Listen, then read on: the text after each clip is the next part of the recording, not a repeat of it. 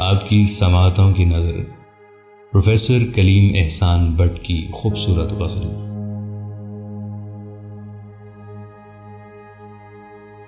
तेरा अपना तरीक़ा था, मेरा अपना तरीक़ा था। मोहब्बत ही हमारी ज़ात का पहला हवाला था। तुम्हारे रूप का जादू जिसे तस्वीर करता है, हमारी आंख में ठहरा हुआ हैरत का लम्हा था। तुम्हारे गम ने इसको आज तिनका कर दिया कैसे। ये आदमजाद तो हमने सुना है एक हिमालय था।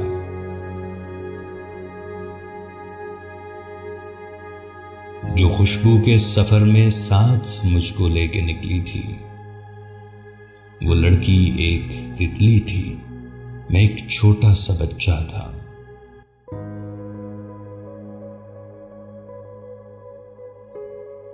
किसी के हाथ में जोकर से लेकर बादशाह तक थे, किसी के हाथ में हारा हुआ बेकार यक्का था।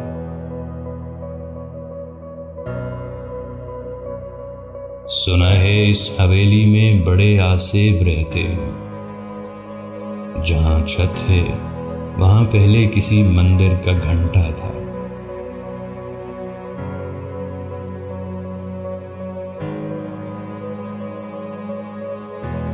तेरा अपना तरीक़ा था, मेरा अपना तरीक़ा था।